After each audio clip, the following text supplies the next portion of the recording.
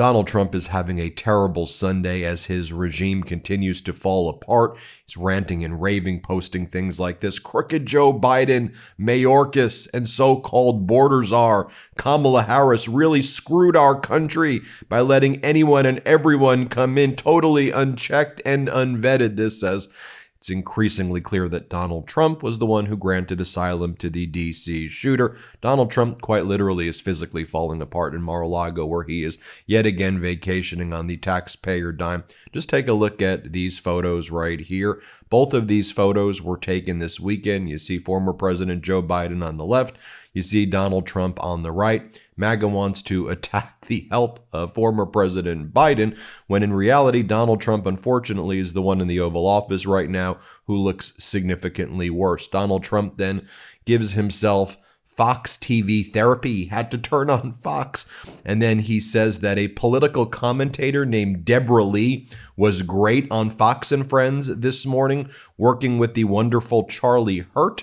You know, what was interesting is that, her commentary was actually not all that complimentary of Donald Trump. She was saying, put your grudges until the end of your term and focus right now on trying to do things so you don't lose in the midterms. But Donald Trump was really happy about the way she presented that information. She then did a social media post on Instagram back to Donald Trump. And by the way, her prior posts include the following: who wants to play mermaid with me? That's apparently how you audition right now to get a cabinet position in the Trump regime. Just take a look right now at what is going on in a meeting in the United States between the Ukrainian delegation that is here, as well as you see Steve Witkoff, who was the one laundering the Russian plan of surrender to Ukraine.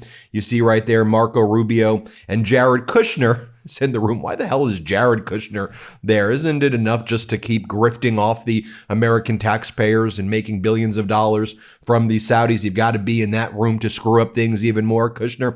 Just look at the faces of the Ukrainian delegation looking across from them at the traitors who want to give their land to Russia. Do you see how utterly pissed they are? But look, folks, as I said, as Donald Trump throws his temper tantrum this morning, there are ways that he likes to medicate himself. He turns on Fox. He likes to make social media posts about some of the commentators that he likes. And then he sends emails to grift off of his supporters. That's a fun pastime of Donald Trump, to give himself the therapy he needs as he is psychologically, cognitively, mentally, physically deteriorating. So he's like, I need that MAGA money. Let me rip off all of my supporters again.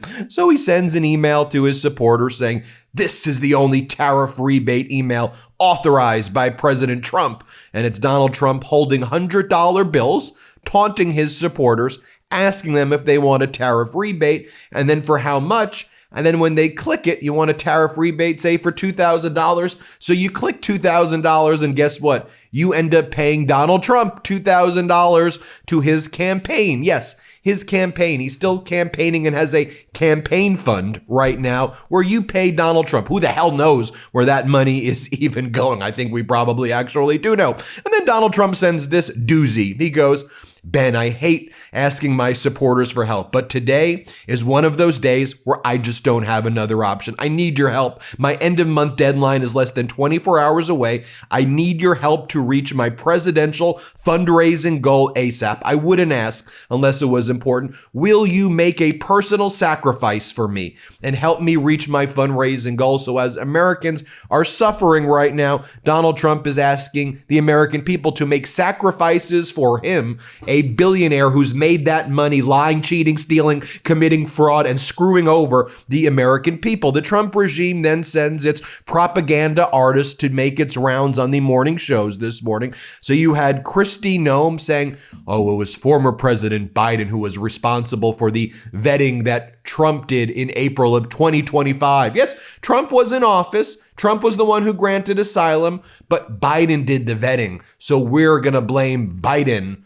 You were in office. When Biden did the vetting actually cleared back in 2021. But guess who's in office now? Yeah, Donald Trump's in office. It's your responsibility. You can't be in, October, November, December, January? Next November? Is it going to be Biden did this, Biden did that? Every time you invoke Biden's name right now, don't you realize how stupid you look and how stupid the American people think you are? Here, play this clip of Noam. And you said that he was radicalized here in the United States. He was admitted to this country by the Biden administration. That's 100% correct, 2021. But he was granted asylum by the Trump administration in April. So did you see any red flags? If you remember, John.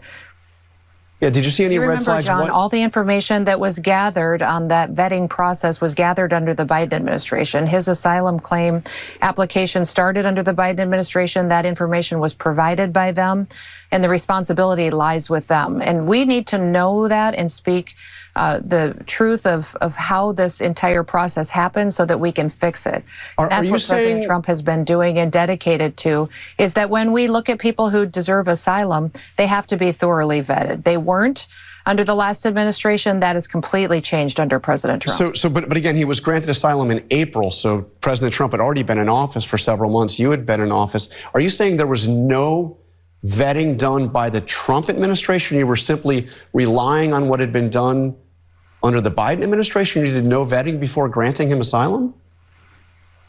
The processes were put in place using information that was gathered during the application process that happened under Joe Biden, and that has been completely fixed.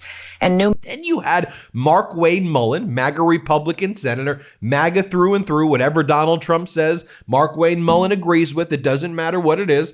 And so Mark Wayne Mullen's asked a question here on the CNN morning show, and he said, hey, so I'm just trying to understand this. You claim you're going after the narco-terrorists, the drug traffickers. But Donald Trump announced this weekend that he's pardoning Juan Orlando Hernandez, the former president of Honduras, who was one of the biggest narco-terrorists, who was convicted in a federal court in the United States, sentenced to 45 years in prison. This guy said, literally, I'm going to shove the cocaine down the noses of those gringos until they die. He worked with Chapo. Chapo gave him millions of dollars to give the Sinaloa cartel safe passage. This guy's whole career was being one of the top drug traffickers. So that makes sense to you, to pardon the top narco terrorist who's in prison in America? Justify that, MAGA Republicans. Here, play this clip. Presidential power is pretty much absolute, and I get that. But as an ally of the president, as a senator, you, I'm sure, have an opinion. Is, on the one hand, threatening Venezuela and Maduro, and on the other hand, saying that you're going to pardon a guy who was convicted in an American justice system for doing exactly what you're saying, intentionally poisoning Americans with drugs. Is that a good idea? Well, I wasn't involved in the conversations that he had with the president of Honduras at the time. I believe there's probably a good faith that is being stretched forth here. If you saw the True Social post he put out, there was a direct message. I guarantee you the president's foreign affairs approach is one that's being very effective around the world, a lot better than the Biden administration. That's why world leaders are coming in every single day wanting to visit with the president. That's why the president is able to stop 8 foreign wars and hopefully 9 if we can hopefully negotiate a deal between Ukraine and Russia, because the world leaders respect him. And so what the president is doing is always calculated.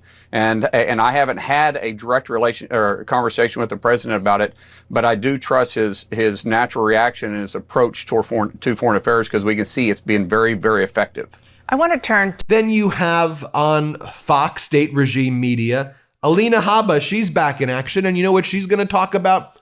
AutoPen, because right now as Americans can't afford their groceries, right now as Americans are struggling, living paycheck to paycheck, psychologically tortured, unable to pay their rent, right now as we have the highest foreclosures in modern history.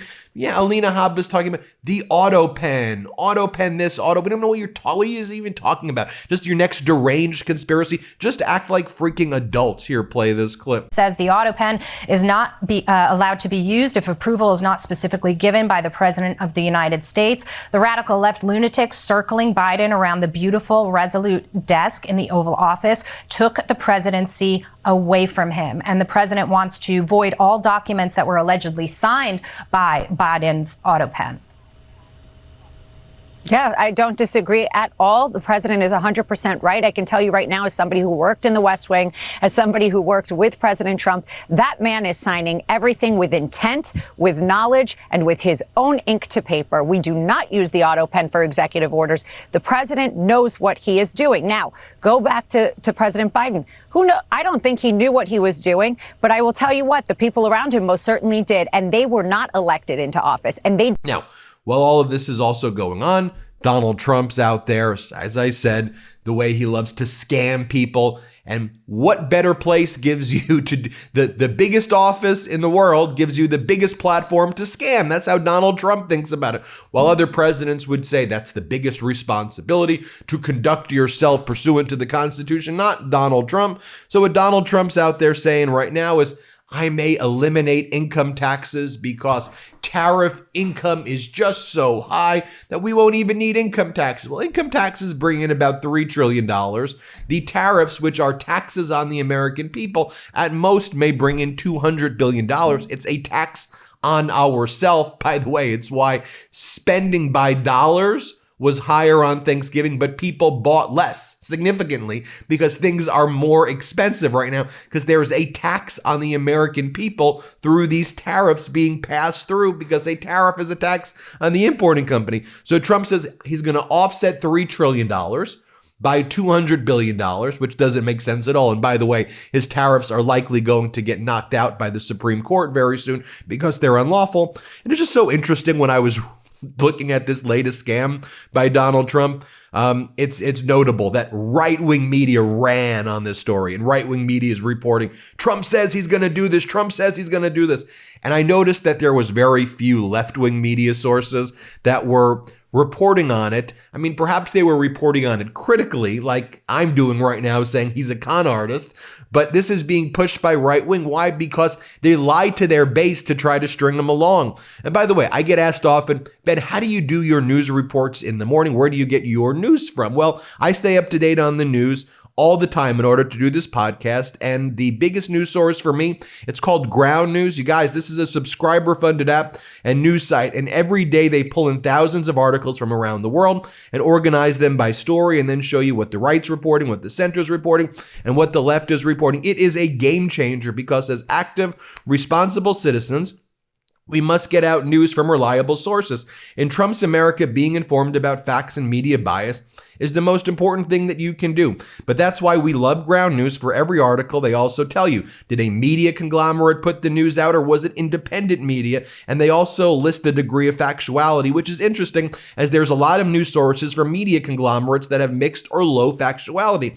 Independent media seems to have a higher factuality, but you get all that with your Ground News Vantage subscription. I especially like their blind spot feature, their blind spot feed, which highlights stories that are disproportionately covered by one side of the political spectrum, like the story I just shared with you about Donald Trump's scam, where he says that he's going to cut income taxes completely because of the tariff income, which is being pushed by right-wing media. So join us by going to ground.news/MTN and get 40% off the Ground News Vantage plan that I use every morning. They are subscriber funded. By subscribing, you're not only getting a tool we all need today, you're also supporting our work here on this YouTube channel. That's ground.news/MTN, and we pin the link to purchase your subscription below. Right, getting back to some of the other news right now, you had Donald Trump's border czar Tom Homan saying that anybody who was here on asylum, he views basically as a criminal and that he's going to deport them all, essentially. We'll deport them all because they're all bad. Here, play this clip. There's no way to clearly vet these people,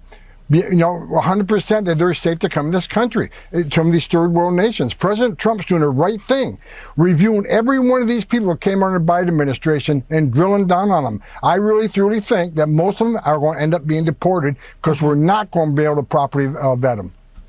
An Afghan. Then you had Alina Habba this morning saying that, there are individuals who view America as a safe harbor for them and their family. They should never view it that way. Do you know that Alina Habba's parents emigrated to the United States from Iraq, citing persecution? Literally, her parents are doing the thing here that she condemns. As she's what? She's pretending that her grandparents came here on the Mayflower and that she's white? Is that what she's doing? Here, play this clip. There was no process. We were allowing open borders. We were allowing criminals to come into our country. And then there were individuals that were saying that this should be a safe harbor, a safe haven. Why? America is America because we protect our own. We don't allow this to happen. So when you say we, I want to be very clear. It is not a we. It is not the Trump administration. It was not Trump 1, and it is most certainly not Trump administration that is currently happening. Then you have Kristi Noem dismissing reports about Hegseth murdering people at the sea and the war crimes being committed. And she goes, oh, that's just based on anonymous sources. That's not really happening. You see how they lie about everything? You know, there's going to be drone footage. There will be a video. The reporting by the Washington Post describes the video that exists of the two individuals clinging on. So we will see a video of it happen. It will be pretty easy to determine the war crimes here. Here, play this clip. But let me ask you about another question. During that period of time. There's a Washington Post report that one of those Venezuelan boats that was attacked by a U.S. missile, alleged drug boats, that a second missile was launched because there had been two survivors clinging to the wreckage of the boat. I know this was obviously carried out by the Defense Department, but is the administration concerned here that may have violated the laws of war? I mean, was there an imminent threat posed by those people that were clinging to the wreckage of a boat that had already been struck? Oh, John, that entire story is based on anonymous sources. So we see the press and we see that rag use anonymous sources all the time to print things that aren't true, that are lies, that are completely not based in reality. So I would not put any credibility to that story, to what was said. I have full faith and trust in this president and in this government to do the right thing to keep the American people safe. And I'm so grateful at the amount of work that has been done to stop those deadly drugs from getting into our country. And I want to highlight this. I thought Governor Tim Walz this morning, his appearance was an important one. Remember, Donald Trump just called Governor Walz the R word at midnight, right? 2 nights ago, midnight, Trump went on a rant after Thanksgiving and said, this guy's seriously R word. And here's what Governor Walz had to say about that. Let's play this clip. Oh, Governor, let me have you weigh in on this, because part of your initial response to President Trump's post was to call for him to release the results of his MRI. And I want to give you a chance to give our viewers exactly a sense of what you mean. What exactly were you suggesting by that, Governor? Well, here we got a guy on Thanksgiving where we spent time with our families, we ate, we played Yahtzee, we cheered for football or whatever. This guy is apparently in a room ranting about everything else.